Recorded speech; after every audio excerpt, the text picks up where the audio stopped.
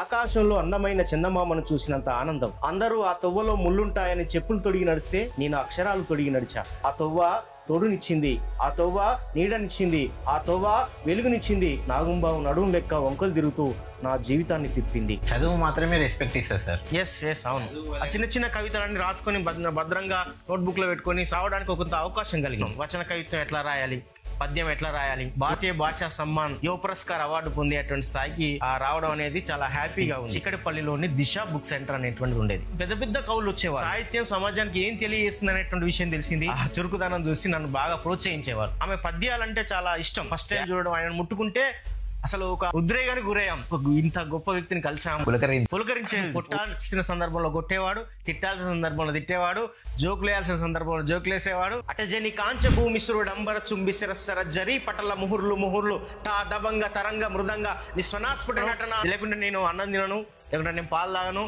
Imagination చేసుకుంటాం ఆ scene ని మొత్తం. మనం చూడాల్సిన విషయాలను చూడకుండా, తెలుసుకోవాల్సిన విషయాలు తెలుసుకోకుండా ఆగుము అని అర్థం. ఆ గాకు ఈ జటా తీయకపోతే అందరూ కూడా చాలా పోయం అయిపోయిన తర్వాత క్లాప్స్ కొడుతూ చాలా ఓ అని అరసలు ఉండిపోతాయి. కానీ వర్షం తగ్గినాక కూడా ఎందుకు వాటర్ వస్తున్నాయి అంటే పేద ప్రజలు ఏడుస్తున్నారు. అది చాలా బాగున్నాయి. నీ నాణేలు చాలా నాణ్యంగా ఉన్నాయి, చాలా కొత్తగా ఉన్నాయి.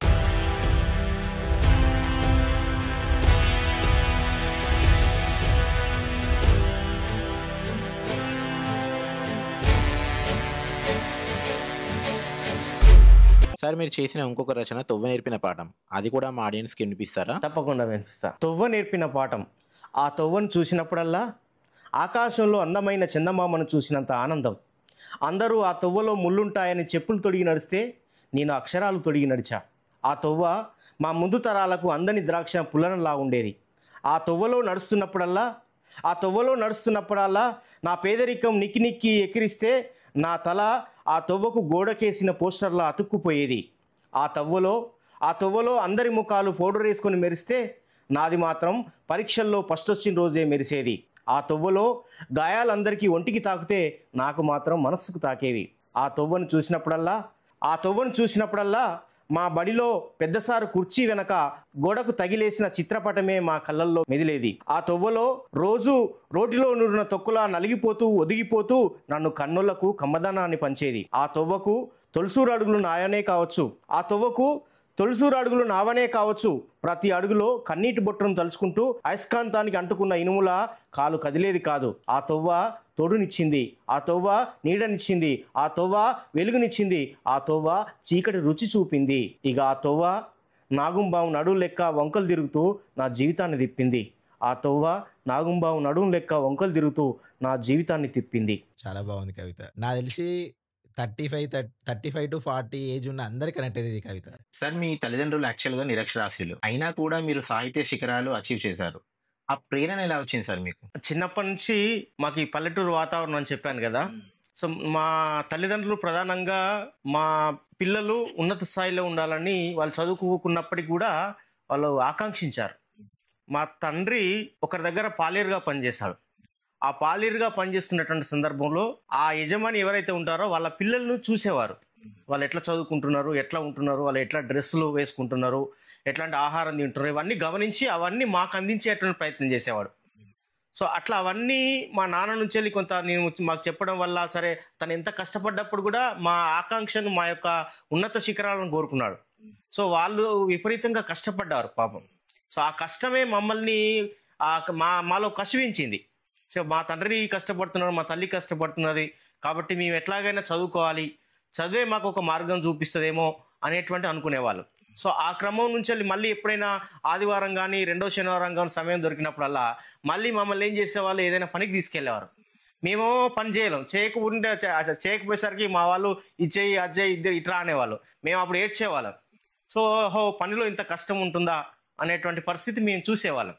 సో దాంతోపాటు ఎప్పుడు ఇంకెప్పుడైనా ఏదైనా సందర్భం వచ్చినప్పుడు కూడా ఇంట్లో పని చేయాలి కదా, ఎందుకు ఊరికే ఉంటున్నావు, అజ్జేయి ఇజ్జే అని అంటే వాళ్ళకు చేయలేక కాదు, సో వీళ్ళకు కూడా నేర్పాలి, ఒక బాధ్యత ఉండాలి అనేటువంటి ఆలోచనతోటి మాకు చెప్పేవాళ్ళు.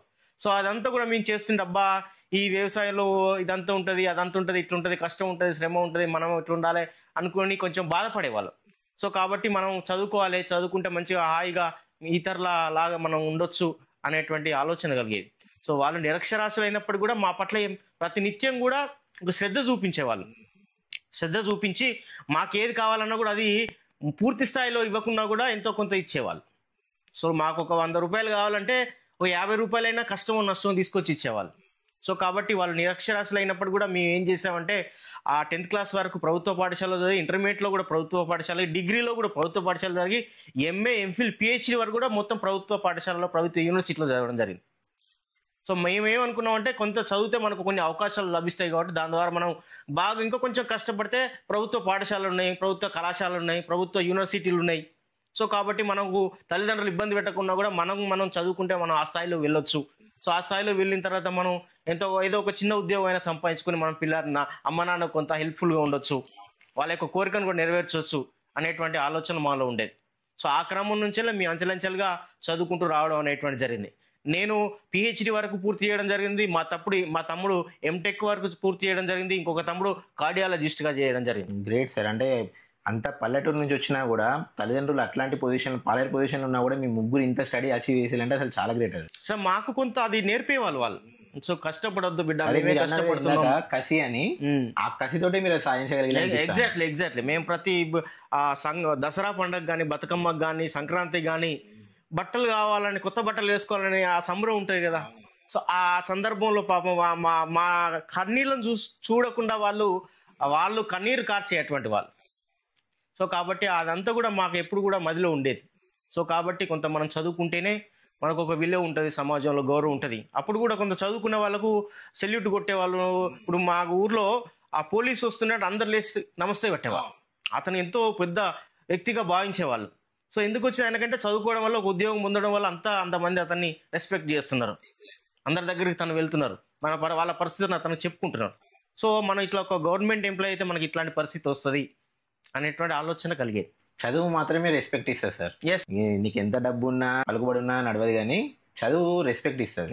నేను ఈ క్రమం నుంచి వెళ్ళి తల్లిదండ్రులు ఇవన్నీ నేర్చుకుంటేనే మళ్ళీ సాహిత్యం వైపుగా, నేను డిగ్రీ చదువుతున్న సందర్భంలో సాహిత్యం వైపుగా చిన్న చిన్న కవితలు రాసుకునేవాడిని. ఆ చిన్న చిన్న కవితలన్నీ రాసుకొని భద్రంగా నోట్బుక్లో పెట్టుకొని సమయం దొరికినప్పుడు ఒకసారి తీసి చదివేవాళ్ళం. లేకుంటే అప్పుడప్పుడు పేపర్లో వచ్చినటువంటి వాటిని చూసి కవిత పద్యం అంటే ఇట్లా ఉంటుంది అని మళ్ళీ దాన్ని చూసి అనుకరించేవాళ్ళం, దానిలాగా రాయాలనేటువంటి ప్రయత్నం చేసేవాళ్ళం. సో అట్లా ఆ సాహిత్యంలోకి రావడానికి కొంత అవకాశం కలిగింది. సో ఆ తర్వాత మళ్ళీ డిగ్రీ అయిపోయిన తర్వాత పీజీలోకి వచ్చిన తర్వాత సో కవిత్వ సభలు జరిగేవి. సో ఆ కవిత్వ సభలు జరిగితే ఏంటి అసలు కవిత్వ సభలు అని అక్కడికి వెళ్ళేవాళ్ళం. వెళ్ళి వాళ్ళు చెప్పినటువంటిది వినేవాళ్ళము. వాళ్ళు చెప్పేటువంటి కవిత్వాన్ని చూసి ఆనందపడేటువంటి వాళ్ళం. సో కవిత్వం అంటే ఇట్లుంటుంది, మనం కూడా ఇట్లా దాన్ని రాయాలి అని వాళ్ళని అనుసరించేటువంటి వాళ్ళం. సో వాళ్ళు చెప్పినటువంటి కొన్ని ఇన్స్ట్రక్షన్స్ ఉంటాయి, కవిత్వానికి ఎట్లా ఉన్నాయి అవన్నీ పాఠాలుగా నేర్చుకున్నాము. పీజీలో ఒక మెథడాలజీ నేర్చుకున్నాం, వచన కవిత్వం ఎట్లా రాయాలి, పద్యం ఎట్లా రాయాలి, ఇవన్నీ మేము తెలుసుకునేవాళ్ళం. సో అది క్రమక్రమంగా నాకు కొంత ఇంట్రెస్ట్ కాబట్టి ఆ క్రమంలో నేను కవిత్వం రాసేటువంటి ప్రయత్నం చేశాను, వ్యాసాలు రాసేటువంటి ప్రయత్నం చేశాను, విమర్శా వ్యాసాలు రాసేటువంటి ప్రయత్నం చేశాను. సో అట్లా క్రమక్రమంగా నేను సాహిత్యంలోకి ప్రవేశించడము, భారతీయ భాషా సమ్మాన్ యువ పురస్కార్ అవార్డు పొందేటువంటి స్థాయికి రావడం అనేది చాలా హ్యాపీగా ఉంది. చాలా గ్రేట్ సార్. అసలు ఆ అవార్డు మీరు అంటే ఈ ఏజ్ లో తీసుకోవడం అనేది చాలా గ్రేట్ యాక్చువల్లీ. అవునండి, అవును. అయితే సార్ మీరు డిగ్రీ చదివేటప్పుడు పుస్తకాల దుకాణంలో పనిచేసే వాళ్ళని తెలిసింది మాకు. సో ఆ పుస్తకాల దుకాణంలో పనిచేయడము మీ సాహిత్యానికి ఎంతవరకు హెల్ప్ చేసింది, దాని అనుభవాలు మాత్రం పంచుకోండి. అవునండి, నాకు ఒక రకంగా నేను చెప్పాలంటే సాహిత్యం మీద ఆసక్తి రావడానికి, పుస్తకాలు ఎక్కువగా చదవడానికి కారణము ఆ పుస్తకాల షాపే. హైదరాబాద్లోని ఆర్టీసీ క్రాస్ రోడ్స్ దగ్గరలో ఉండేటువంటి చిక్కడిపల్లిలోని దిశ బుక్ సెంటర్ అనేటువంటిది ఉండేది. సో నేను డిగ్రీ చదివేటప్పుడే పార్ట్ టైం ఉద్యోగాలు చేసుకుంటూ వచ్చేవాడిని కాబట్టి నేను సాయంత్రం వేళ కళాశాల అయిపోయిన తర్వాత 4 o'clock తర్వాత నేను పార్ట్ టైం ఉద్యోగం కోసం అని అక్కడికి వెళ్తే నాకు అవకాశం లభించింది. సో అలా వెళ్ళిన తర్వాత అక్కడ చాలామంది పెద్ద పెద్ద కవులు వచ్చేవాళ్ళు. నాకు తెలియదు ఆ సమయంలో వీళ్ళు పెద్ద కవులు అని తెలియదు, కానీ చాలామంది వచ్చి ఈ పుస్తకం తీసుకొని వెళ్ళి పుస్తకాలు ఒక్కొక్కటి ప్రత్యేకంగా ఇది బాగుంటుంది వాళ్ళ ఫ్రెండ్స్తో డిస్కస్ చేసుకుంటూ తీసుకొని వెళ్ళేవాళ్ళు. సో వాళ్ళు మాట్లాడుతున్నాయి అనేటివి నేను వినేవాడిని. విని ఏముంటుంది ఈ పుస్తకం అనేటువంటి చూసేవాడిని. తర్వాత ఎక్కువ సేలింగ్ అయినటువంటి పుస్తకాలు కొన్ని ఉంటాయి, నేను వేరే దగ్గర తీసుకొస్తా కదా. సో వాళ్ళు కొంతమంది కవులు వచ్చి ఈ బుక్ లేదా అని అడిగేవాళ్ళు. సో వాళ్ళు ఎక్కువసార్లు తీసుకొని రావడం వల్ల అసలు ఏముంది ఈ బుక్లో, అసలు ఇన్నిసార్లు అడుగుతున్నారు, ఇంతమంది అడుగుతున్నారు అని ఆ బుక్ తీసుకొని నేను చదివేవాడిని. ఆ చదవడం వల్ల నాకు కొంత ఇట్లాంటి విషయాలు ఉన్నాయని తెలిసేది. ఆ తర్వాత కొన్నిసార్లు నాకు సమయం దొరికినప్పుడల్లా కూడా అందులో ఉండేటువంటి ఒక్కొక్క ర్యాక్లో ఉండేటువంటి పుస్తకాన్ని తీసుకొని చదవడం.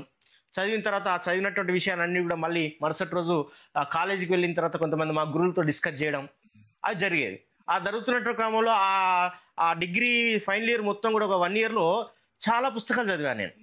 దాదాపుగా ఒక 70 నుంచి 100 మధ్యలో ఉండేటువంటి పుస్తకాలు చదివాను నేను. సో నా పుస్తక కేంద్రం అనేది మనకు సాయంత్రం 5 గంటల నుంచి వెళ్ళి 8 గంటల వరకు చాలా మంది వచ్చేవాళ్ళు. సో 8 నుంచి 9 వరకు కొంత తక్కువ మంది ఉండేవాళ్ళు. సో వాళ్ళు చూసుకునేవాళ్ళు, నేను పుస్తకం తీసి తిప్పేసుకుంటూ చదువుకునేటువంటి వాడిని. నాకు ఆ గంట సేపు సమయం దొరికేది. సో కాబట్టి ఆ గంటలో రోజుకు 1 గంటలో నేను సమయం పుస్తకం చదువుతున్నా అంటే ఒక 1 yearలో ఎంత సమయం దొరకాలి? సో కాబట్టి నేను మ్యాక్సిమం పుస్తకాలు అక్కడ ఏవేవైతే చాలా బెస్ట్ అనిపించేవో అవన్నీ చదివేవాడిని. సో అట్లా నాకు సాహిత్యం అభిరుచి ఏర్పడింది. సో సాహిత్యంలో ఉండేటువంటి లోటుపాట్లు ఏంటో తెలిసినాయి, కవిత్వంలో ఉండేటువంటి విషయాలు ఏంటో తెలిసినాయి. ఆ తర్వాత సాహిత్యం సమాజానికి ఏం తెలియజేస్తుంది అనేటువంటి విషయం తెలిసింది. సో దాంతో పాటుగా నేను డిగ్రీలో కూడా నా సాహిత్యమే కాబట్టి లిటరేచరే కాబట్టి నేను ఈజీగా పాస్ కాగలిగాను. డిగ్రీలో మెరిట్లో నేను ఉన్నాను. ఓకే, ఒక రకంగా చెప్పాలంటే మీకు అది టర్నింగ్ పాయింట్. ఎస్ నేను అసలు అందులో ఎలా జాయిన్ అయ్యారు సార్? అంటే ఇప్పుడు పని చేస్తున్నామని చెప్పి అన్నారు కదా, మీరు అందులోకి జాయిన్ కావాల్సిన అవసరం మీకు ఎట్లా వచ్చింది? అందులో ఎలా జాయిన్ అయ్యారు? బుక్ షాప్లోకి నేను ఎలా జాయిన్ అయ్యానంటే నేను హాస్టల్లో ఉండేవాడిని, గవర్నమెంట్ హాస్టల్లో ఉండేవాడిని. నాకు పెద్దగా స్టైఫండ్ ఏం రాకపోయేది. మాకు చిన్న చిన్న ఖర్చులు ఉంటాయి కదా, ప్యాకెట్ మనీ కోసం మంచి డ్రెస్సులు వేసుకోవాలి, అది ఇది అని చెప్పులు అది ఉండే కదా. సో ఆ క్రమంలో ఊరికే మనం పోయి హాస్టల్లో ఉండే బదులు ఏదో ఒకటి చేసుకోవచ్చుగా అని చెప్పేవాళ్ళు ఫ్రెండ్స్. సో ఆ క్రమంలో మా ఫ్రెండ్కి చెప్పాను, ఏదైనా పార్ట్ టైం ఉద్యోగం ఉంటే చెప్పన్నా నేను జాయిన్ అవుతానంటే మా ఫ్రెండ్ నరసింహులు అనేటువంటి వ్యక్తి చెప్పాడు నాకు. వాళ్ళ సార్ తోటి ఏదో సందర్భంలో డిస్కస్ చేస్తున్న సందర్భంలో ఇది పార్ట్ టైం ఉంది, నువ్వు చేస్తావంటే నేను ఇమీడియట్ చేస్తా అని చెప్పిన. చేస్తా అని చెప్తే అక్కడ వెళ్ళి బాలరెడ్డి సార్ అని ఉండే, ఆ బాలరెడ్డి సార్ దగ్గరికి వెళ్ళి కలిసాము. కలిసిన తర్వాత చేస్తావా, జాగ్రత్తగా వస్తావంటే వస్తాను సార్ అని చెప్పాను. వచ్చిన తర్వాత సరే అని ఎంత ఇస్తారు, ఎంత కావాలి అని అడిగారు. సార్ నాకు ఎంతో కొంత ఇవ్వండి సార్, కొంత హెల్ప్ఫుల్గా ఉంది, స్టూడెంట్ నేను అంటే. సరే నీకు ఒక బస్ పాస్ను ఒక 3,000-4,000 రూపాయలు ఇస్తా అని చెప్పేవారు. సరే సార్ నేను జాయిన్ అయితే నాకు ఇంకేం లేదు, నాకు దాంతోపాటుగా నీకు స్కూటర్ అవైలబుల్ కూడా ఇస్తాను, అందుబాటులో ఎప్పుడైనా బుక్స్ తీసుకురావడానికి అటు నువ్వు రావడానికి పోవడానికి అని కూడా చెప్పారు. నాకు హైదరాబాద్లో స్కూటర్ ఇస్తున్నట్టు ఇంకా హాయి కదా మనకు. సో అట్లా నాకు బస్ పాస్ ఇస్తున్నారు, స్కూటర్ ఇస్తున్నారు. తర్వాత మనకి ఇవన్నీ కూడా పుస్తకాలు కొంచెం పెద్దగా ఏం వర్క్ ఉంటుంది మనకి. సో అట్లా నేను దాంట్లో చేశాను. నర్సింహులు చెప్పాను నాకు, నర్సింహులు అని మా ఫ్రెండ్ ఉంటాడు, అతని ద్వారా నేను ఆ పుస్తకాల షాప్లో జాయిన్ కావడం జరిగింది. సో అక్కడ నాకు పుస్తకాలు చదివేటువంటి అవకాశం, నాకు కొంత లిటరేచర్ మీద ముందుకు ప్రయాణించేటువంటి అవకాశం దొరికింది. సార్ అయితే మీరు డిగ్రీలో ఉన్నప్పుడు మీకు ఎవరి దగ్గర నుంచి గైడెన్స్ లభించింది? అంటే ఇప్పుడు మీరు పుస్తకాలు 100 పుస్తకాలు చదివాలని చెప్పి దాదాపు, అంటే ఈ పుస్తకాలు చదివిన తర్వాత ఎవరితోనన్నా విశ్లేషించే వాళ్ళ, ఎవరన్నా మీకు గైడెన్స్, ఈ చదువు లేకపోతే ఈ టాపిక్ తీసుకో ఇది బాగుంటుందని మిమ్మల్ని గైడ్ చేసేవాళ్ళ? డిగ్రీలో మా గురువులందరూ కూడా నన్ను ప్రోత్సహించేవాళ్ళు, నన్ను ఇష్టపడేవాళ్ళు. ఎందుకంటే చిన్న చిన్న కార్యక్రమంలో పాల్గొనడం, కవితలు చదవడం, లేకుంటే ఏకపత్రాభినయాలు చేయడం అనేది జరిగేది. సో అట్లా మాకు ఫస్ట్ నన్ను వాసంతి మేడం బాగా ఎంకరేజ్ చేశారు. హిస్టరీ మేడం, హిస్టరీ చెప్పేది మేడము. నాకుండేటువంటి ఆ చాతురత, ఆ చురుకుదనం చూసి నన్ను బాగా ప్రోత్సహించేవారు, ఎక్కడికి వెళ్ళినా తీసుకెళ్లేటువంటి వాళ్ళు. ఆ తర్వాత మళ్ళీ నాకు లలితావాణి మేడం అని, మా డాక్టర్ లలితావాణి మేడం మా గురువు గారు, ఆమె పద్యాలంటే చాలా ఇష్టం, వ్యాకరణ అంటే చాలా ఇష్టం. ఆ పద్యాలు నేర్చుకొని పాడడం అంటే ఆమెకి ఇష్టం, మేము నేర్చుకొని పాడడం అంటే తనకి ఇష్టం బాగా. సో అట్లా క్లాస్ రూమ్లోకి వచ్చినప్పుడు మమ్మల్ని కంపల్సరీగా ఒక పద్యం చదివించడమో ఇంకేదైనా అడగడమో చేసేవారు. సో అట్లా మాకు ఎక్కువగా కొంత ఇవి నేర్చుకునేటువంటి అవకాశం లభించింది. ఆ తర్వాత మళ్ళీ మాకు డాక్టర్ జ్యోత్స్న ప్రభ మేడం అని ఉండేది. ఆ జ్యోత్స్న ప్రభ మేడం ఏంటి అని అంటే, నేను చిన్న చిన్న కవితలు చెప్తుంటే నీలో మంచి స్కిల్ ఉంది నాన్న, నువ్వు మంచి ఉపాధ్యాయుడు కూడా అవుతావు, మా నీకు ఇట్లాంటి స్కిల్స్ ఉన్నాయి, బాగా డెవలప్ చేసుకోవాలి నాన్న అని మాకు చెప్పేవాళ్ళు. చెప్పిన తర్వాత వీళ్ళందరూ కూడా కొన్ని సజెషన్స్ ఇచ్చేవాళ్ళు. సో ఇట్లా కవిత్వానికి సంబంధించిన సభలు, సాహిత్యానికి సంబంధించిన సభలు జరుగుతాయని మాకు చెప్పేవాళ్ళు. సో అప్పుడు వీళ్ళు చెప్పడం వల్ల మేమేంటి అని అంటే, డాక్టర్ సి నారాయణ రెడ్డి గారిని చూసేటువంటి అవకాశం లభించింది మాకు. జ్ఞానపీఠ అవార్డు గ్రహీత డాక్టర్ సి నారాయణ రెడ్డి గారిని ఫస్ట్ టైం డిగ్రీలో ఉన్నప్పుడు నేను చూశాను. అతని దగ్గరికి వెళ్ళి అతని యొక్క రూపురేఖలు, అతని యొక్క హుందాతనము, అతని యొక్క పంచకట్టు విధానము, అతను మాట్లాడేటువంటి తెలుగు పలుకులు అన్నీ కూడా చూసి మేము ఆశ్చర్యపోయాం. అబ్బా, తెలుగు ఇంత సొగసుగా అందంగా ఉంటుందా, సో ఆయన లాగానే ఉందిగా అని మేము ఫీల్ అయ్యాము. సో ఆయనను చూడడము, ఫస్ట్ టైం చూడడం, ఆయనను ముట్టుకుంటే అసలు ఒక ఉద్రేగానికి గురయ్యాం. ఇంత గొప్ప వ్యక్తిని కలిసాము, పులకరించిపోయాం. మా మీద మేము వెళ్ళిన తర్వాత అతనికి మేము ఆయన నమస్కారం చెప్పి మా మీద ఇట్లా చేయగానే అబ్బా సార్ మా మీద చేసాడు అని చాలా ఆనందపడ్డాం. సో అట్లాంటి వాళ్ళతో మేము కూడా కొంత కలిసి ఆ సాహిత్యంలో ముందుకెళ్ళేటువంటి అవకాశం మాకు లభించింది. తర్వాత డాక్టర్ నూరి రాజేశ్వరరావు, ఆ తర్వాత జగన్నాథరావు సార్, వీళ్ళు కూడా ఇద్దరు మాకు బాగా ప్రోత్సహించారు. వీళ్ళిద్దరు కూడా నాకు బాగా ప్రోత్సహించారు. ఎందుకంటే మనకు వీళ్ళు పిల్లలు ఇతను హాస్టల్లో ఉంటాడు, కష్టపడుతున్నాడు, పొద్దున ఒక ఉద్యోగం చేసుకుంటున్నాడు, మళ్ళీ కాలేజీకి వస్తున్నాడు, కాలేజ్ అయిపోయేంత వరకు మాతో ఉంటున్నాడు, క్లాస్లో కూడా యాక్టివ్గా ఉంటాడు, ప్రతి ప్రశ్నకు సమాధానం చెప్పడానికి ప్రయత్నం చేస్తాడు. ఇట్లాంటి చూసి మమ్మల్ని ఎక్కువగా నన్ను ప్రోత్సహించేవాళ్ళు. సో వాళ్ళ ప్రోత్సాహం కొంచెం ఉండడం వల్ల నేను కూడా ఒక అడుగు ముందుకేయగలిగినాను. ఆ తర్వాత ఇంకా భవిష్యత్తులో ఏం చేయాలనేటువంటి సజెషన్స్ కూడా ఇచ్చారు. డిగ్రీ అయిపోయిన తర్వాత పీజీ ఏం చేస్తావు, ఎక్కడ చేస్తావు, ఏం తీసుకుంటావు, సో ఇట్లాంటివన్నీ కూడా చెప్పేవాళ్ళు. సో అవన్నీ కూడా మేము అనుసరించేవాళ్ళం. వాళ్ళు ఒక రకంగా బాగా ప్రోత్సహించారు. జనరల్గా డిగ్రీ కాలేజీలు అంటే క్లాస్లో పాఠం చెప్పినావా వెళ్ళిపోయినావా అన్నట్టుగా సార్లు ఉండేవాళ్ళు. కానీ మాది చిన్న కాలేజీ లాగా ఉండేది. మా గ్రూప్ అంటే వాళ్ళందరికీ ఇష్టం, మా బ్యాచ్ అంటే వాళ్ళకి చాలా ఇష్టం. ప్రతి క్లాసు జరగకపోతే సార్ క్లాస్ లేదు వస్తారా అనేవాళ్ళం మేము వెళ్ళి. సో అట్లా వాళ్ళకు ఇష్టం ఉండేది. వాళ్ళు కూడా వచ్చి మా విషయాలు పంచుకునేటువంటిది, కథ అంటే ఏంటిది ఇవన్నీ చెప్పేవాళ్ళు. సో అట్లా డిగ్రీలో వాళ్ళ ప్రోత్సాహం బాగా లభించింది మాకు. సో అట్లా ప్రోత్సాహం వల్లనే మేము కొంత సాహిత్యంలో పుస్తకాలు చదివి డిస్కస్ చేసి తర్వాత ఇంకా కొత్తగా ఎట్లా ఉంటుంది సార్ అనేటువంటి వాళ్ళ గురించి తెలుసుకున్నాం. వాళ్ళు అప్పటికే పరిశోధన చేస్తున్నారు. సో రీసెర్చ్ అంటే ఏంటి, రీసెర్చ్లో ఎట్లాంటి అంశాలు ఉంటాయి, దాని యొక్క మెథడాలజీ ఎట్లా ఉంటుంది, ఏ అంశం మీద చేయాలి అనేటువంటి ఏమేమి సబ్జెక్టులు ఉంటాయి, తెలుగులో జానపదం అని, లింగ్విస్టిక్స్ అని, తర్వాత మోడర్న్ లిటరేచర్ అని, క్లాసికల్ లిటరేచర్ అని, నవల అని, కథ అని, ఇవన్నీ చాలా ఉంటాయి. అవన్నీ మాకు కొంత పరిచయం చేసేవాళ్ళు. అప్పుడప్పుడే మాకు అర్థం కాకపోయేది కానీ అవన్నీ ఇట్లా ఉంటాయని చెప్పేవాళ్ళు. చెప్పిన తర్వాత మేము పుస్తకాలు చదువుతున్న క్రమంలో ఇన్ని ఉంటాయి అనేటువంటిది నేర్చుకున్నాం. సో అట్లా మనకు లిటరేచర్లో నాకు బాగా ఆసక్తి ఏర్పడి కొంచెం ముందుకెళ్ళగలిగాను. Great sir. అయితే మీరు డిగ్రీలో ఇంతమంది హెల్ప్ చేశారని చెప్పారు కదా, మీరు స్కూల్లో ఉన్నప్పుడు ఎవరెవరు హెల్ప్ చేశారు సార్? స్కూల్ లెవెల్లో ఉన్నప్పుడు అంటే జనరల్గా తెలుగు క్లాస్ అంటే అందరికి ఇష్టం ఉంటుంది స్కూల్ లెవెల్లో. సో నాకు కూడా అట్లా ఇష్టం ఉండేది. మాకు లక్ష్మీనారాయణ సార్ అనేటువంటి ఒక గురువు ఉండేవారు. అతను క్లాసులోకి వచ్చిన తర్వాత కొట్టాల్సిన సందర్భంలో కొట్టేవాడు, తిట్టాల్సిన సందర్భంలో తిట్టేవాడు, జోకులు వేయాల్సిన సందర్భంలో జోకులు వేసేవాడు, ఎత్తి ప్రాసలు వాడుతూ మమ్మల్ని ఇప్పుడు మా కో ఎడ్యుకేషన్గా ఉన్న సందర్భంలో కొన్ని డబుల్ మీనింగ్ వాడల్స్తో కూడా మమ్మల్ని ఆనందింపజేసేవాడు. సో అట్లా అతని క్లాస్ అంటే నాకు ఇష్టం ఉండేది. సో దాంతోపాటుగా అతను నేర్పినటువంటి పద్యాలు మాకు కంఠస్థమయ్యాయి. ఖచ్చితంగా ప్రతి పద్యాన్ని కూడా కంఠస్థం చేయాలి అని చెప్పేవాడు. మరుసటి రోజు వచ్చి నిలబెట్టి అడిగేవాడు. సో అట్లా నాకు పద్యం మీద కొంత ఇట్లా ఉంటుందని చెప్పేవాడు. సో అతను చెప్పినటువంటి పద్యం నాకు ఇప్పటికీ గుర్తు, నేటికి ఇంకా గుర్తు, చాలా అద్భుతంగా అనిపిస్తుంది అనేటువంటిది నేను భావించుకుంటా. ఆ పద్యం చాలా అసలు ఎంత గొప్ప పద్యంగా ఉందో నేను ఆ తర్వాత తెలుసుకున్నా.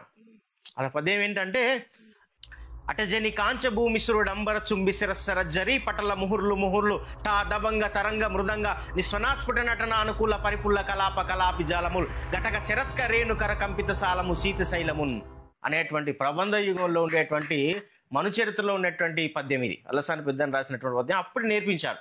సో ఈ పద్యంలో ఉండేటువంటి పదజాలం వింటే, ఆ పదాల మధ్య ఉండేటువంటి సౌందర్యం వింటే మాకు ఆసక్తి వేసేది. అబ్బా భలే వాడుతుండే సార్ అని అనుకునేవాళ్ళు. సో అది మనం కూడా నేర్చుకోవాలి అని అనిపించేది. సో ఆ పద్యం అందరితోటి నేర్పించాడు. సో నాకు తొందరగా ఈ పద్యం ఎట్లయినా నేర్చుకోవాలనేటువంటి ఆసక్తితోటి నేను అప్పుడు ఈ పద్యాన్ని నేర్చుకోవడం అనేటువంటి జరిగింది. సో అట్లా సాహిత్యాన్ని నన్ను కొంత ప్రభావితం చేసింది. లక్ష్మీనారాయణ సారు ఆ పాఠాలు అనేటువంటిది సాహిత్యం మీదకి రావడానికి కొంత ప్రభావితం చేసిందని నేను అనుకుంటా. Great sir. యాక్చువల్గా ఆ పదజాలం కంటే మీరు పలికే విధానం ఉంది చూసారా, అసలు చాలా బాగుంది. నాకైతే గూస్ బంప్స్ వస్తుంది. అంటే అంత స్పష్టంగా మీరు ఇప్పుడో చిన్నప్పుడు చదువుకున్న పద్యం ఇంకా గుర్తుంచుకుని అంత స్పష్టంగా చెప్పిందంటే చాలా గ్రేట్. అంటే ఇప్పుడు ఇంకొక టాపిక్ నాకు గుర్తొచ్చింది. ఇప్పుడు మీరు స్కూల్లో ఇంత నేర్చుకున్నారు, డిగ్రీ కళాశాలలో నేర్చుకున్నారు, పుస్తకాల మీద చాలా ప్రేమ చూపిస్తారు. ఈ కాలం పిల్లలకు వచ్చేసరికి అసలు పుస్తకాలు ముట్టడమే లేదు. అంటే రచనలు కవిత్వాలు పక్కకు పెట్టండి, వాళ్ళ నోట్ బుక్స్ వాళ్ళ స్టడీ బుక్సే సరిగా చదవట్లేదు, క్లాస్ బుక్స్. ఈ తేడా ఎక్కడ వచ్చింది అంటారు సార్? ఈ జనరేషన్ కి ఆ జనరేషన్ కి మధ్యలో తేడా ఎందుకు గ్యాప్ వచ్చింది అంటారు మీరు? అయితే కాలం ఎప్పుడైనా మార్పుకు గురవుతుంది, కాలంలో మార్పులు జరుగుతూ ఉంటాయి. అది ఆ టెక్నాలజీ పరంగా కానీ, విద్యా పరంగా కానీ, ఇంకేదైనా కూడా మార్పులు జరుగుతాయి. సో ఇప్పుడున్నటువంటి పిల్లలు ఎందుకు పుస్తకాన్ని చదవట్లేదు అంటే, ఇప్పుడున్నటువంటి టెక్నాలజీ, మనకు సెల్ ఫోన్లు వచ్చినాయి, ట్యాబ్లు వచ్చినాయి, తర్వాత టీవీలు వచ్చినాయి, ఆ తర్వాత ల్యాప్టాప్లు వచ్చినాయి. ఇవన్నీ కూడా ఏంటి అంటే దానికి అడాప్ట్ అవుతున్నారు పిల్లలందరూ కూడా. సో దాన్ని చూడడం వల్ల పుస్తకం చదివేటువంటి అవకాశం ఎక్కడ దొరుకుతుంది? ఇప్పుడు ఒక సెల్ ఫోన్ ఉందన్న, సెల్ ఫోన్లో ఎన్నో రకాలైనటువంటి వీడియోస్ వస్తున్నాయి. సో అవన్నీ చూడడం వల్ల కొన్ని హాస్యానికి సంబంధించినటువంటి వీడియో కానీ ఏదో కానీ, సో దానికి వీళ్ళు ఏం చేస్తారు, అడక్ట్ అయిపోతారు. ఎక్కడ 5 నిమిషాలు 10 నిమిషాలు సమయం దొరికినా కూడా సెల్ ఫోన్ పట్టుకోవడం, చూడడం. ఇప్పుడు ప్రతి ఇంట్లో కూడా మనిషికి ఒక సెల్ ఫోన్ అయిపోయింది, ప్రతి వ్యక్తికి ఒక సెల్ ఫోన్ అయిపోయింది. సో కాబట్టి వాళ్ళకి ఎక్కడ టైం దొరికితే వాళ్ళకి తీసుకోవడం, గుంజుకోవడం, లేకుంటే నేను అన్నం తినను, లేకుంటే నేను పాలు తాగను, లేకుంటే ఇంకో చేయను అనేటువంటి పరిస్థితి ఇవ్వకపోతే. సో ఆ భయానికైనా సెల్లు ఇచ్చి వాళ్ళ పుస్తకాన్ని దూరం చేస్తున్నారు. కానీ యాక్చువల్గా సార్ నేను ఒక ఇంటర్వ్యూలో డైరెక్టర్ తేజ గారు చెప్పిన మాటలు విన్నా. వాళ్ళ ఇంట్లోనట తన పిల్లలకి తన మొబైల్ ఇవ్వడట, టీవీ చూపించట, ఏదైనా స్క్రీన్ విచ్ డిస్ప్లే సంథింగ్ అసలు ఇవ్వడట తను. ఎందుకంటే పిల్లలు ఎప్పుడైతే చూస్తారో వాళ్ళ ఇమాజినేషన్ పవర్ కోల్పోతారట. ఎందుకంటే ఇప్పుడు పుస్తకం ఉన్నది, ఒక కవిత ఉన్నది, ఒక నవల ఉన్నది, అది చదువుతున్న కొద్దీ మన ఈ మైండ్లో అది మొత్తం మనము దాన్ని ఇమాజినేషన్ చేసుకుంటాం. ఆ సీన్ని మొత్తం మనకు తెలియదు, అక్కడ ఉన్న క్యారెక్టర్స్ ఏం ప్యాంట్ వేసుకుంటారు, ఏం షర్ట్ వేసుకుంటారో కూడా మనకు తెలియదు, కానీ మనకు ఒక ఊహా చిత్రం వస్తుంది అది చదివేటప్పుడు. కానీ ఈ మొబైల్స్ వచ్చినప్పటి నుంచి, టీవీలు వచ్చినప్పటి నుంచి బుక్స్ ఎప్పుడైతే చదవడం మానేసినామో ఆ ఇమాజినేషన్ పవర్ అనేది మెల్లమెల్లగా తగ్గిపోతుంది. డైరెక్టర్ తేజ గారు అదే చెప్తారనమాట. అది నాకు నిజం అనిపిస్తుంది. ఎందుకంటే మనము ఈవెన్ ఇప్పుడు మీరు ఎన్నో కవితలు రాస్తున్నారు, ఆ కవిత రాసే క్రమంలో మీరు ఎంతో ఊహించుకుంటారు. ఆ ఊహతోటే కదా మీరు అంత రాసేది. మరి పిల్లలకు ఒక యాజ్ ఏ పోయిట్గా మీరు అంటే వాళ్ళ తల్లిదండ్రులకు ఎస్పెషల్, ఎందుకంటే పిల్లలు వాళ్ళకేం తెలుసు, చిన్న పిల్లలు, తల్లిదండ్రులకు మీరు ఇచ్చే సజెషన్ ఏంటంటే వాళ్ళని ఎట్లా స్లోగా, అది అంతే ఈజీ కాదు, ఎట్లా స్లోగా మొబైల్స్ నుంచి పక్కకు పెట్టి పుస్తకాల దారి పట్టేయాలి. రైట్. ఇప్పుడు మనం అందరం కూడా, నా జనరేషన్ కానీ నాకంటే ముందు జనరేషన్ కానీ, ఈ సెల్ ఫోన్లు, టీవీలు లేకపోతే ఆల్టర్నేట్గా పుస్తకాలు ఉండేవి కాబట్టి చదువుకునేటువంటి వాళ్ళు, ఖచ్చితంగా చదివేటువంటి వాళ్ళకి ఇంకా ఆడుకోవడము, చదువుకోవడం తప్ప ఇంకొకటి ఉండకపోయేది. సో ఇప్పుడు ఈ టెక్నాలజీ పెరిగిపోవడం వల్ల వీళ్ళందరూ దీని వైపుగా వస్తున్నారు. ప్రతి తల్లిదండ్రులు కూడా ఏం చేయాలంటే, మనం ఫస్ట్ పిల్లలకు సెల్ ఫోన్లు దూరం చేయాలి. వాళ్ళకి అవసరం లేదు, ఇప్పుడు ఈ స్థాయిలో అవసరం లేదు. మనకి ఎప్పుడు అవసరం, మనం బయట ఒక ఒంటరిగా ఉంటున్నప్పుడు, చదువుకుంటూ ఇంక వేరే బయటికి వెళ్ళినప్పుడు, డిగ్రీ స్థాయి తర్వాత వాళ్ళకు అవసరం ఉంటుంది. ఎందుకంటే వాళ్ళు వేరే కాలేజీకి దూరంలో ఉంటారు కాబట్టి వాళ్ళ కమ్యూనికేషన్ చేసుకోవడానికి అవసరం ఉంటుంది. పాఠశాల స్థాయిలో ఏం అవసరం, వాళ్ళకి అవసరం లేదు కదా. సో అది మనం కొంచెం అవాయిడ్ చేయాలి. అప్పటికి కూడా స్మార్ట్ ఫోన్ అవసరం లేదు, నార్మల్ ఫోన్ చాలు. అవును, నార్మల్ ఫోన్. స్మార్ట్ ఫోన్ ఎందుకు? అవును, స్మార్ట్ ఫోనే ఖరాబ్. అసలు యాక్చువల్లీ నార్మల్ ఫోన్ ఉన్నప్పుడు కూడా ఇంత ఖరాబ్ కాలే పిల్లలు. ఎప్పుడైతే స్మార్ట్ ఫోన్ స్టార్ట్ అయిందో అప్పటి నుంచే ఖరాబ్ అయింది. అవును, అంటే మనం చూడాల్సిన విషయాలను చూడకుండా, తెలుసుకోవాల్సిన విషయాలు తెలుసుకోకుండా, అనవసర విషయాలను టైం వేస్ట్ చేసుకుంటూ, మనం అనవసర విషయాల పట్ల టైం వేస్ట్ చేసుకోవడం వల్ల మన మైండ్ సెట్ అంతా అటువైపు వెళ్ళిపోతుంది. మనకు కావాల్సింది ఏంటి, నీకు ఏదైనా సబ్జెక్ట్లో డౌట్ ఉంది, ఒక ఇన్స్పిరేషన్, ఒక వ్యక్తి యొక్క జీవితాన్ని చూడు, తప్పులేదు, దానివల్ల తప్పులేదు. ఒక విషయాలు తెలుస్తాయి, నీకు కొత్త విషయాలు తెలుస్తాయి. సో అది చూస్తామా, అది చూడకపోవడం వల్ల వీళ్ళు మిగతా వాటికి అలవాటు పడిపోయి దాన్నే ముంచుకెళ్తారు. సో కాబట్టి టెక్నాలజీ కొంత ఎంతవరకు అవసరమో అంతవరకు చూస్తే బాగుంటుంది. రెండు ఉంటాయి సార్ టెక్నాలజీలో, పాజిటివ్స్ ఉంటాయి, నెగిటివ్స్ ఉంటాయి. ఇప్పుడు మా దాంట్లో, ఇప్పుడు మేము సాఫ్ట్వేర్, మాకు యూట్యూబ్లో ఎన్నో కోడింగ్ లెవెల్ టెక్నాలజీస్ కానీ, లేకపోతే కొత్త కొత్త కోర్సులు నేర్చుకోవడం కానీ మాకు చాలా ఉపయోగపడుతుంది. యూట్యూబ్ కానీ, అంటే ఇంటర్నెట్ అనేది చాలా ఉపయోగపడుతుంది. వితౌట్ ఇంటర్నెట్ ఎవరు, ఏ సాఫ్ట్వేర్ ఉద్యోగి తన జాబ్ని కంప్లీట్ చేయలేడు. మొబైల్ ఉండడం వల్ల ఇప్పుడు మా ఆఫీసు ఉంటుంది, మేము బయటకు వస్తాం, మెసేజ్ వస్తుంది, వాట్సాప్, అట్లా మొబైల్ మాకు ఖచ్చితంగా అవసరమే డైలీ. కానీ అది దేనికి కన్స్ట్రక్టివ్గా వాడాలి, మనకి దేనికైతే ఉపయోగపడదో దానికి వాడుకోవాలి. ఈ ఎంతసేపు రీల్స్ చూడడం, సరే రీల్స్ చూడాలి, ఒక 10 నిమిషాలు 15 నిమిషాలు అట్లా మైండ్ రిలాక్సేషన్ కోసం చూడాలి, వదిలిపెట్టాలి. కానీ పిల్లలు ఇవాళ కాలం ఏమవుతుందంటే చూస్తూనే ఉన్నారు, అది 2 గంటలు అవుతుంది, 3 గంటలు అవుతుంది. వీళ్ళు కూడా తల్లిదండ్రులు ఏం చేస్తారు, సరే వాడు మమ్మల్ని డిస్టర్బ్ అవుతాడు కదా, కరెక్ట్, మా పని మేము చేసుకుంటాం. ఇప్పుడు తల్లి ఉంటుంది, బట్టలు ఉతుకోవాలి, బోల్డ్, లేకపోతే ఇంకేమైనా ఆమె పని, కొందరు వర్కింగ్ ఉమెన్ ఉంటారు, వాళ్ళ వర్క్ ఫ్రమ్ హోమ్ ఉంటుంది, వాళ్ళ పని వాళ్ళు చేసుకుంటా అంటారు. డాడీ వాళ్ళ వర్క్ వాళ్ళు చేసుకుంటారు. మమ్మల్ని డిస్టర్బ్ చేయకుండా చాలు, వాడు మొబైల్ ఏమైనా చూసుకొని, టీవీలో ఏమైనా చూసుకొని, మాకు సంబంధం లేదు. అట్లాంటి పరిస్థితి ఇది నిజంగా చాలా సమాజం మొత్తం కూడా ఒకవైపుగా మళ్ళీ అటువంటి పరిస్థితి వస్తుంది. పాఠశాల స్థాయిలో ఎస్పెషల్గా 10th క్లాస్ ఇంటర్మీడియట్ వరకు పిల్లలకు పుస్తకాలు చదివేటువంటి అలవాటు నేర్పించాలి. ప్రతి తల్లిదండ్రులు కూడా పుస్తకం చదవడం వల్ల మనకు జ్ఞానం అనేటువంటిది వస్తుంది, రీడింగ్ స్కిల్స్ పెరుగుతాయి, రైటింగ్ స్కిల్స్ పెరుగుతాయి. సో అది మనకు ఇప్పుడు ఈ రోజు ఉన్నటువంటి పిల్లలు తెలుగు రాయలేకపోతున్నారు. అక్షరాలు అసలు ఇప్పుడు మనకు చాలా ఉంది. ఇప్పుడు ఇంగ్లీష్లో స్టాప్ ఉంది, స్టాప్ అంటే ఆగుము అని అర్థం, ఆగుము అని అర్థం. ఆ గాకు ఈ జటా తీయకపోతే ఆగము, జీవితం అంతా కూడా ఆగమైపోతుంది అది నేర్చుకోకపోతే. ఆగుము ఆగము ఎంత తేడా ఉంటుంది, ఓకేనా? ఇంకొక స్టూడెంట్స్ మీ కరెక్షన్ చేస్తుంటే వస్తుంది, శ్రీకృష్ణుడు యాదవ కులస్తుడు సంథింగ్ వస్తాయి, యాకు దీర్ఘం ఇయ్యలే, ఏమైతుంది? ఇట్లాంటి కరెక్షన్ చిన్న చిన్న తప్పులే వేరే అర్థాన్ని దారితీస్తాయి. రాయడం వస్తలేదు ఈరోజు పిల్లలకి. ఆ రైటింగ్ స్కిల్స్ కానీ రీడింగ్ స్కిల్స్ కానీ మనం డెవలప్ చేయాలి ఈ స్థాయిలో. ఇప్పుడు మొక్కై వంగందే మానై వంగన అనేటువంటి ఎందుకు వచ్చింది? మనకు ఏ దశలో అది నేర్చుకుంటే వాళ్ళు అంత ఉన్నతంగా ఉంటారు మళ్ళీ భవిష్యత్తులో కూడా. సో ఇక్కడ నేర్చుకోకపోవడం వల్ల భవిష్యత్తులో కూడా వాళ్ళు రాయడం రావట్లేదు, చదవడం రాయట్లేదు. తెలుగుకు ఫెయిల్ అయ్యేటువంటి పరిస్థితి అండి ఈరోజు చాలా మంది. ఒకప్పుడు తెలుగులో ఫెయిల్ అయిందంటే వీడికి జీవితంలో చదువు రాదా అనేవాళ్ళు, వీనికి జీవితంలో చదువు రాదు అనేటువంటి పరిస్థితి ఉండేది. ఇలా చాలా మంది ఫెయిల్ అవుతున్నారు, లాంగ్వేజ్ మాతృభాషలో ఫెయిల్ అవుతున్నారు. అట్లానే మరి ఇంకొక భాష వస్తుందా అంటే అది కూడా పూర్తిగా రావట్లేదు. ఇంగ్లీష్ మీడియం అంటారు, అది కూడా పూర్తిగా వస్తుందా అంటే అది కూడా రావట్లేదు. సో కాబట్టి కొంత మిడిల్ క్లాస్ వాళ్ళందరూ కూడా ఇది కొంచెం జాగ్రత్తగా గమనించాలి. కొంత ఎలైట్గా ఉన్నటువంటి బ్యాచ్ వాళ్ళు చాలా జాగ్రత్తగా మెయింటైన్ చేస్తున్నారు. పిల్లలు చాలా జాగ్రత్తగా చదివిస్తున్నారు, వాళ్ళ చేత రాపిస్తున్నారు, వాళ్ళకు చిన్న చిన్న కథలు చెప్పిస్తున్నారు, కథలు రాపిస్తున్నారు, క్రియేటివ్ రైటింగ్స్ డెవలప్ చేసుకుంటున్నారు. సో మిడిల్ క్లాస్ పిల్లలకి ఇవన్నీ తెలియకపోవడం, ఫ్యామిలీస్కి తెలియకపోవడం వల్ల పిల్లలు ఏమైతుంది మన పనులు మనం జరుగుతున్నాయి కదా హాయిగా అనేటువంటిది ఆ దూరంలో వాళ్ళు ఉండిపోతున్నారు. సో దానివల్ల వాళ్ళు విపరీతంగా నష్టపోతున్నారు. పిల్లలు చదవలేకపోతున్నారు, ఒక దగ్గర ఒక 10 నిమిషాల్లో కన్స్ట్రక్టెడ్గా కూర్చోలేకపోతున్నారు. సో అట్లాంటి పరిస్థితి వస్తుంది. కాబట్టి ఇంకా మనకి ఇక్కడ ఈ మధ్య కాలంలో హైదరాబాద్ బుక్ ఫేర్ అని జరుగుతుంది. అక్కడ చాలా మంది పిల్లలు వచ్చి చదువుకుంటున్నారు, పుస్తకాలు కొంటున్నారు, పుస్తకాలు తీసుకెళ్తారు. చాలా మనం చూస్తే ఆశ్చర్యపోతుంది. వాళ్ళు ఎవ్రీ 1 మంత్ 20 days అట్లా పెడతారు. ఎంతమంది వచ్చారు, విజిట్ చేశారు అనేటువంటి వాళ్ళు ఇస్తారు. ఎన్ని లక్షల మంది వచ్చారు, ఎన్ని బుక్స్ సేల్ అయినటువంటి చెప్తున్నారు. ఉన్నారు కొంతమంది చదివే వాళ్ళు చాలా మంది ఉన్నారు. కానీ మనం మన పిల్లల్ని మనం జాగ్రత్తగా చూసుకోవాలి.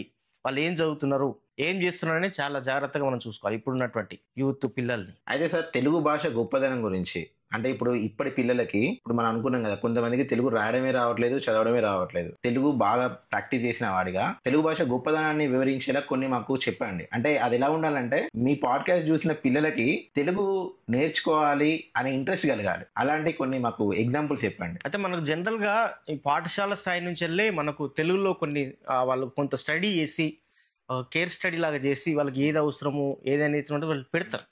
కానీ మనం జాగ్రత్తగా నేర్చుకోవాలి, చదవాలి. పిల్లలకు కంపల్సరిగా ఒక నీతి పద్యాలు చెప్తారు, శతకాలు చేస్తారు. శతకాలు నీతిని తెలియజేస్తూ ఉంటాయి, ధర్మాన్ని తెలియజేస్తూ ఉంటాయి, సమాజానికి తెలియజేస్తూ ఉంటాయి. ఆ తర్వాత పాటలు పెడతారు. అంటే పాడడం కూడా విద్యార్థికి ఉండాలి, ఒక స్కిల్ డెవలప్ అవుతుంది. పాడడం అనేది ఒక స్కిల్లే కదా. సో తర్వాత వ్యాసానికి సంబంధించింది లేకపోతే ఒక చిన్న కథను పెడతారు. సో ఇవన్నీ మనం చాలా జాగ్రత్తగా నేర్చుకుంటే కనుక అసలు అద్భుతంగా తెలుగు భాషలో మనం ముందుకు రావచ్చు. మనం ఆ దశలో నేర్చుకోవాలి. వాళ్ళు నిజంగా మన టెక్స్ట్ బుక్స్ కనుక చూస్తే ఇవన్నీ ఉంటాయి. మనకు ఒక పాట, ఒక గేయం ఉంటుంది, కంపల్సరీ ఒక చిన్న స్టోరీ ఉంటుంది, ఒక నీతి పద్యాలు ఉంటాయి, ఒక సుమతి శతకాలు ఉంటాయి, సుభాషిత శతకాలు కొన్ని ఇవన్నీ ఉంటాయి కదా. మనం ఆ సుమతి శతకాలు, సుభాషిత శతకాలు అయితే నా జీవితాన్ని మార్చేసినాయి సార్ నాకు. అట్లా మనం అవి ప్రాపర్ గా ఫాలో అయితే ఒక మనిషి ఎట్లా బతుకున్నా నేర్పిస్తాయి. కరెక్ట్. అదే అంటే ఇప్పుడు మనము ఒకరి దగ్గర చేయి దాపద్దు, ఎవరైనా మనకు చేయి దాపితే ఖచ్చితంగా సహాయం చేయాలి. తర్వాత ఒకరికి చెడు చేయొద్దు, నువ్వు మంచి చేయకున్నా పర్లేదు కానీ చెడు చేయొద్దు. ఇట్లాంటివి చాలా ఉంటాయి. ఇవన్నీ పిల్లలకి స్కూల్ లెవెల్లోనే తెలవాలి. అది తెలుగు సాహిత్యంలోనే, తెలుగు దగ్గరనే మనకు బాగా తెలుస్తాయి. ఈ రోజు ఏమనుకుంటారు పిల్లలంతా, నా కొడుకు బాగా ఇంగ్లీష్లో మాట్లాడాలి, ఇంగ్లీష్ మీడియం స్కూల్లో వేయాలి, పెద్ద కార్పొరేట్ స్కూల్లో వేయాలి, ఇంగ్లీష్లో అట్లా ఉండాలి. 4 వాక్యాలు ఇంగ్లీష్లో మాట్లాడితే మనం పులకరించిపోతున్నాం. మరి మీతే కూడా అవసరమే కదా, అదొకటే కాదు కదా, ప్రతిదీ కూడా చూడాలి. అది ఆ చూడాల్సినటువంటి బాధ్యత పేరెంట్స్కు మనకు ఉంటుంది కంపల్సరీగా అందరికి. సార్ మీ మొదటి కవిత మీరు ఎప్పుడు స్టార్ట్ చేశారు, ఎలా స్టార్ట్ చేశారు, మీకు అసలు ఆ కవిత రాయాలనే థాట్ ఎట్లా వచ్చింది? నా ఫస్ట్ కవిత రాయడానికి కారణం ఎప్పుడు అనంటే 2011లో నేను పీజీ హైదరాబాద్ సెంట్రల్ ఇన్స్టిట్యూట్లో పూర్తి చేస్తున్న సందర్భంలో ఒక ఫేర్వెల్ పార్టీ జరిగింది. ఫేర్వెల్ పార్టీ జరుగుతున్న సందర్భంలో అందరు కూడా ఒక్కొక్కరు మనం ఇది చేయాలనేటువంటిది డిస్కస్ చేసుకున్న సందర్భంలో నాకు అప్పటికే ఒక 15-20 డేస్ నుంచి అప్పుడు కొంత కవిత్వం రాసేటువంటి అలవాటు ఉంది, అంతకుముందే ఉంది. కానీ ఈ ప్రోగ్రామ్ పర్పస్లో ఒకటి రాసుకోవాలి, ఏదైనా మంచిది రాసుకోవాలని అనుకుని రాసుకున్న సందర్భంలో ఎవరి గురించి ఎందుకో రాయాలి. జనరల్గా కవిత్వాన్ని ఫస్ట్ రాసేటువంటి వాళ్ళు కంపల్సరీగా వాళ్ళకి ఇష్టమైన వ్యక్తులను రాస్తారు. అమ్మ నాన్న రాయడం కానీ, లేకపోతే ప్రకృతిని రాయడం కానీ అట్లా చేస్తూ ఉంటాం. సో అదే నాకు కూడా అనిపించింది. జనరల్గా మా అమ్మ గురించి రాయాలని అనిపించింది. సో అమ్మ గురించి రాయాలి. అప్పటికి తెలంగాణ మూవ్మెంట్ జరుగుతుంది కాబట్టి మన తెలంగాణ భాషను మనం ఎక్కువగా ప్రమోట్ చేయాలి అనేటువంటిది మా చాలా సభలలో డిస్కషన్ జరుగుతుంది.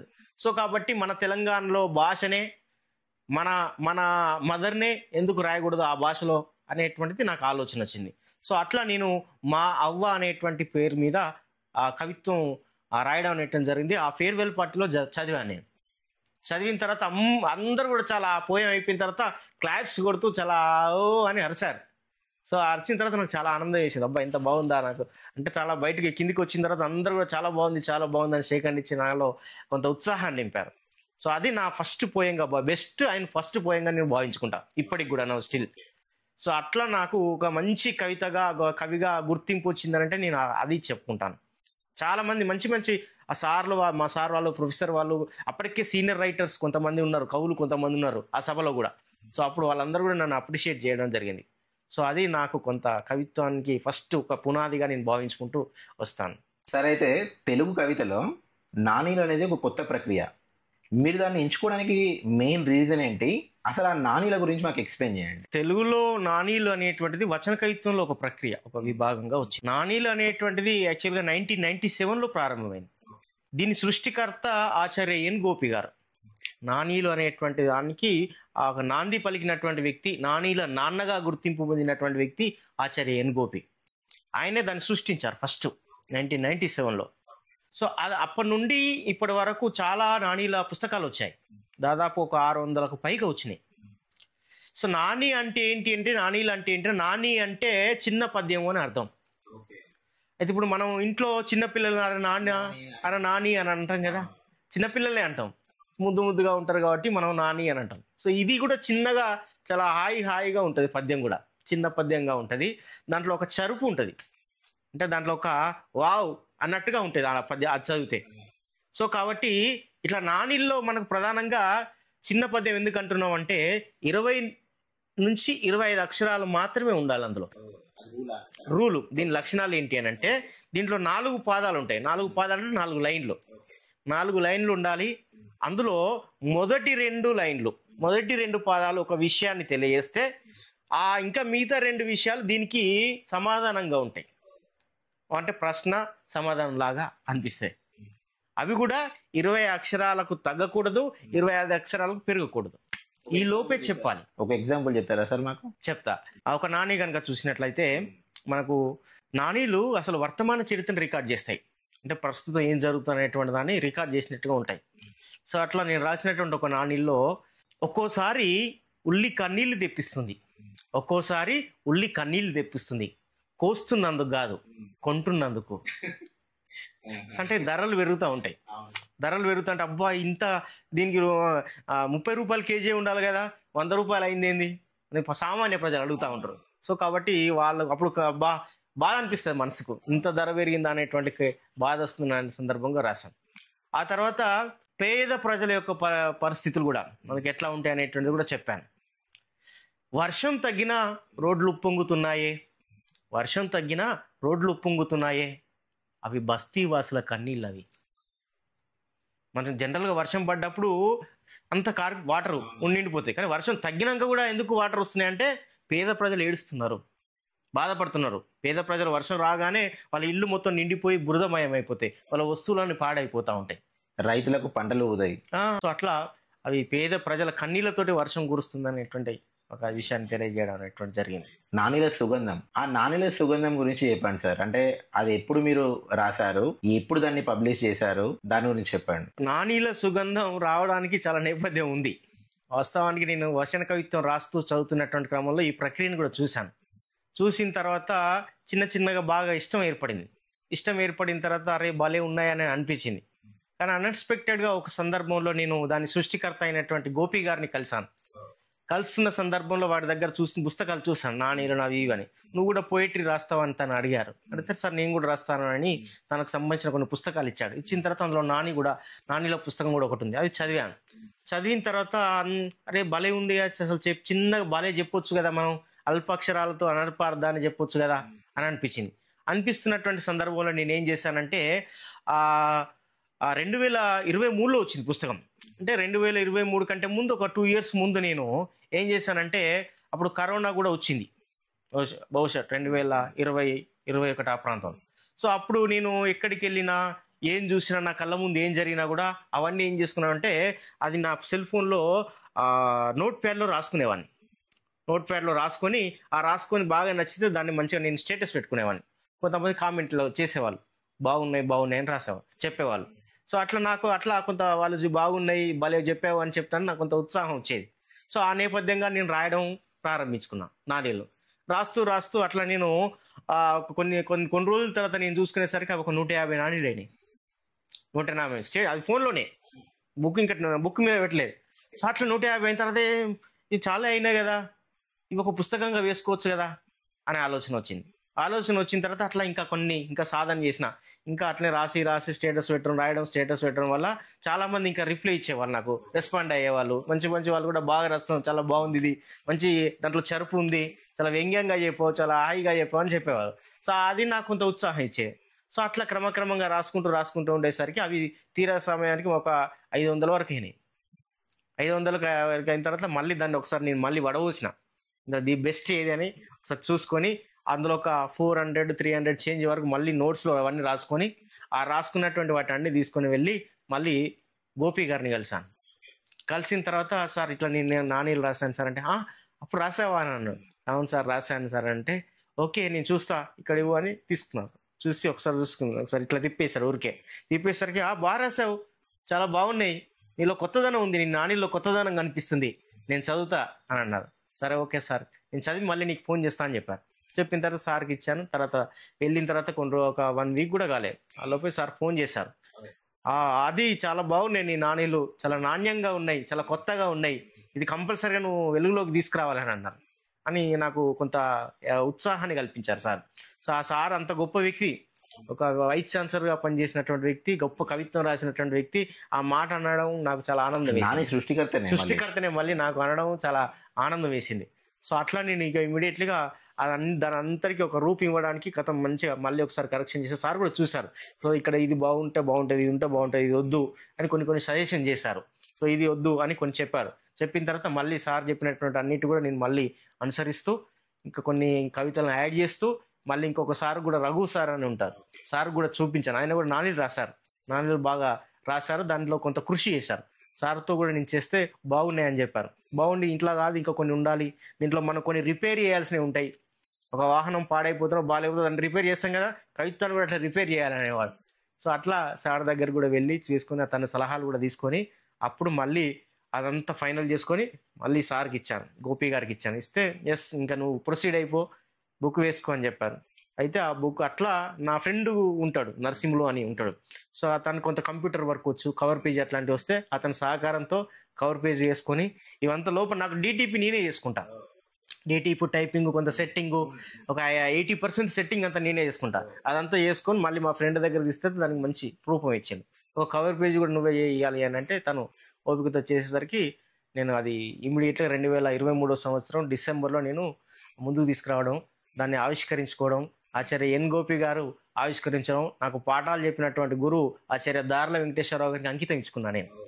ఎందుకంటే నాలో ఉన్నటువంటి క్రియేటివిటీ, సృజనాత్మకతను గుర్తించి నన్ను ప్రోత్సహించినటువంటి గురువు ఆచార్య దార్ల వెంకటేశ్వరరావు గారు, వారికి అంకితం ఇవ్వడం అనేటువంటి జరిగింది.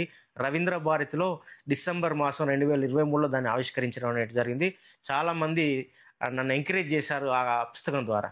సో అట్లా నాణీల సుగంధం అనేటువంటిది వెలుగులోకి రావడం జరిగింది. నాణీల సుగంధం టైటిల్ కూడా గోపి సారే కొన్ని చెప్పారు. సో కొన్ని ఇవి బాగుంటాయి, ఇందులో నీకు ఏది నచ్చితే అది పెట్టేసుకో అని చెప్తే నేను నాణీల సుగంధాన్ని ఎంపిక చేసుకోవడం అనేటువంటి జరిగింది టైటిల్. సో అట్లా నేను నాణీల సుగంధం అనేటువంటి పుస్తకాన్ని తీసుకొచ్చాను. ఇప్పుడు మీరు చెప్పిందంతా వింటుంటే ఆ నాణ్యల సుగంధం బుక్ మాకు కూడా చదవాలని ఉంది. మరి ఎక్కడ కొనుక్కోవాలి, దాన్ని ఎట్లా తీసుకోవాలి చెప్పండి మా ఆడియన్స్. రైట్, మీకు ఆడియన్స్ కావాలనుకుంటే నాకు నా ఫోన్ నెంబర్ ఇస్తాను మీకు.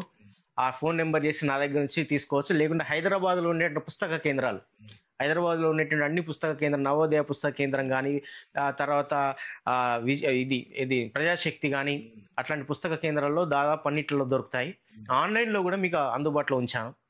అమెజాన్ లాంటి, ఫ్లిప్కార్ట్ లాంటి సంస్థల్లో కూడా నేను అందుబాటులో ఉంచాను.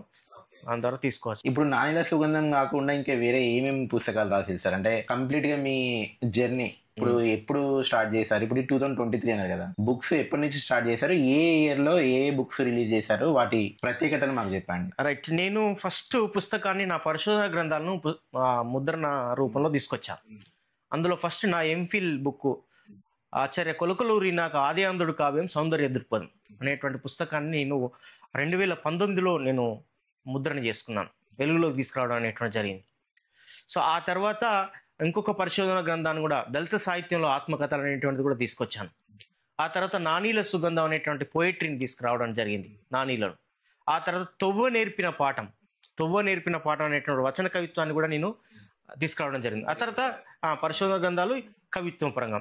ఆ తర్వాత ఇంకా నెలవంక అనేటువంటి పేరుతో పరిశోధన వ్యాసాలకు సంబంధించిన రీసెర్చ్ ఆర్టికల్స్ ఒక పుస్తకంగా, విమర్శనాత్మక పుస్తకంగా తీసుకురావడం అనేటువంటి జరిగింది. ఆ తర్వాత ఇంకా వర్గీకరణ వ్యాసాలు అనేటువంటి పేరుతో కూడా ఒక వ్యాస సంపుటిని తీసుకురావడం అనేటువంటి జరిగింది. ఆ తర్వాత ఇటీవల కాలంలో పద్మశ్రీ అవార్డు గ్రహీత టివి నారాయణ గారి యొక్క జీవిత చరిత్రను మోనోగ్రాఫ్ లాగా తీసుకురావడం అనేటువంటి జరిగింది. సామాజిక విద్యావేత్త టివి నారాయణ అనేటువంటి పేరుతోటి ఒక మోనోగ్రాఫ్ లాగా పుస్తకం తీసుకురావడం జరిగింది. ఇవన్నీ కూడా నేను సాహిత్యంలో సామాజిక సాహిత్యాంశాలకు సంబంధించినటువంటి గ్రంథాలుగా నేను మీ ముందు ఉంచడం అనేటువంటి జరిగింది. ఈ బుక్స్ అన్ని మనకు ఆన్లైన్ లో దొరుకుతాయండి, ఆన్లైన్ లో దొరుకుతాయి, ఆఫ్లైన్ లో కూడా దొరుకుతాయి.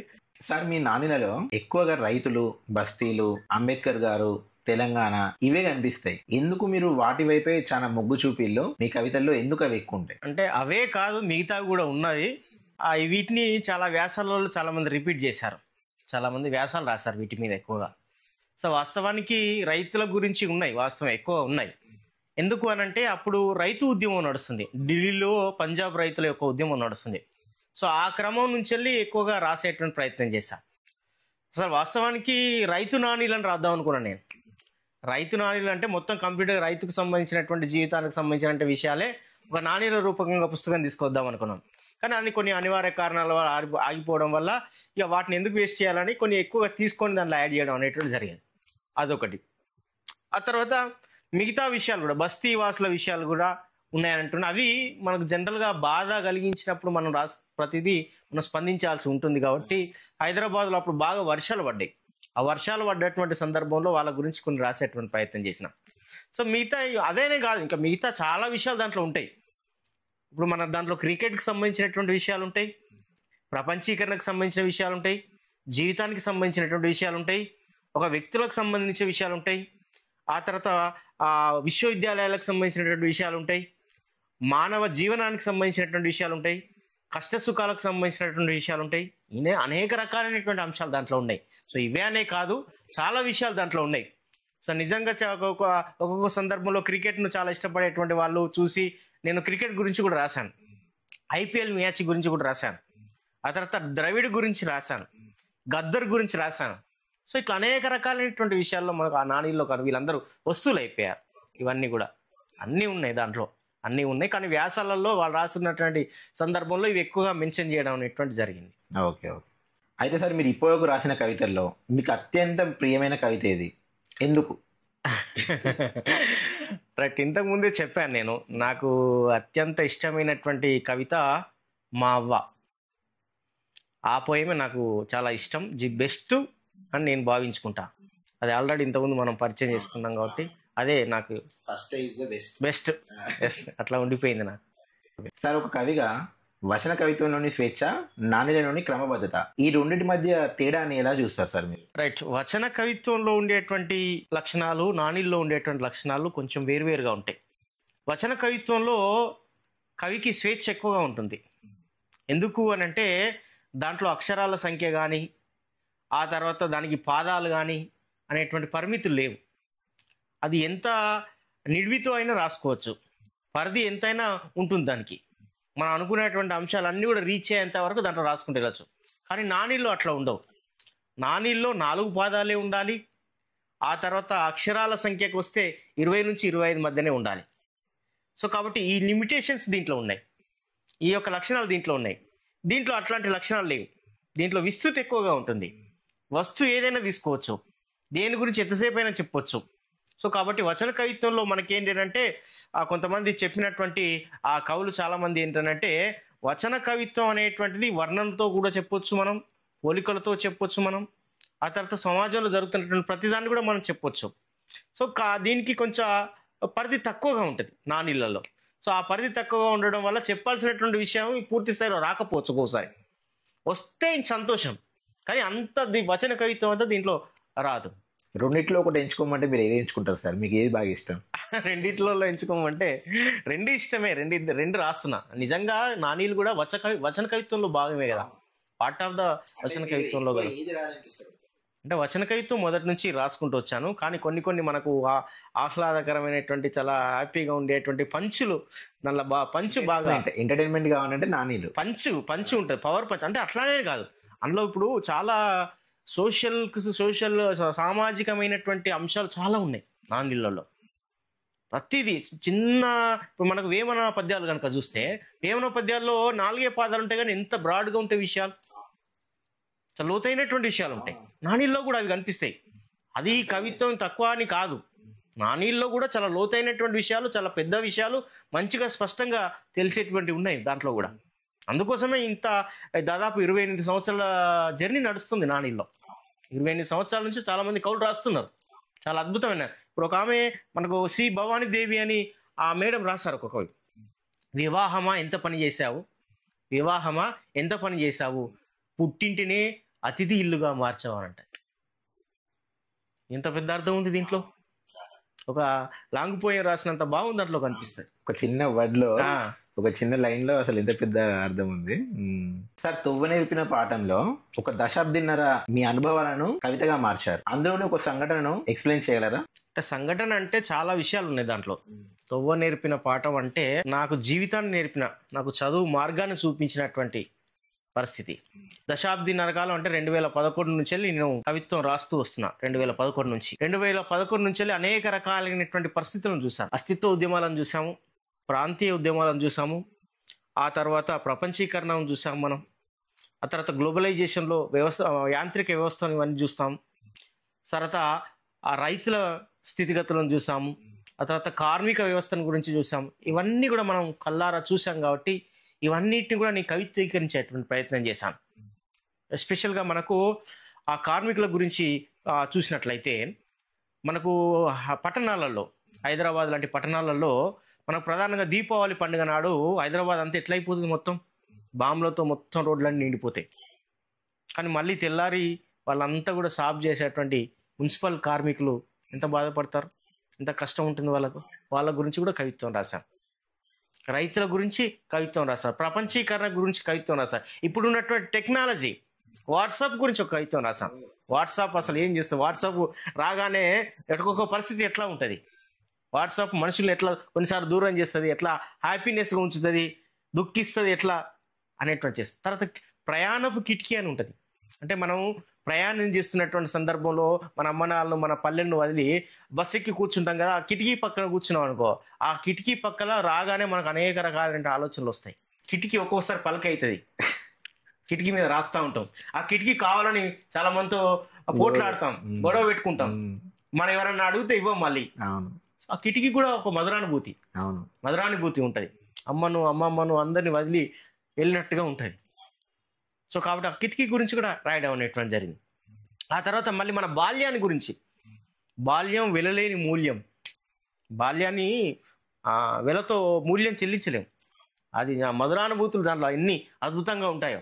సో ఆ బాల్యంలో ఉన్నటువంటి విషయాలన్నీ గురించి చెప్పడం అనేటువంటి జరిగింది, రైతుల గురించి చెప్పడం అనేటువంటి జరిగింది. ఆ తర్వాత ఇంకా కొన్ని విషయాలు ఏంటి అని అంటే మనకు ప్రధానంగా కొన్ని సందర్భంలో కొన్ని ఇన్సిడెంట్స్ జరిగినాయి అక్కడక్కడ.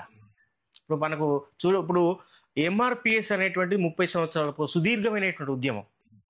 ఆ 30 సంవత్సరాల సుదీర్ఘమైనటువంటి ఉద్యమంలో ఎంతోమంది చనిపోయారు.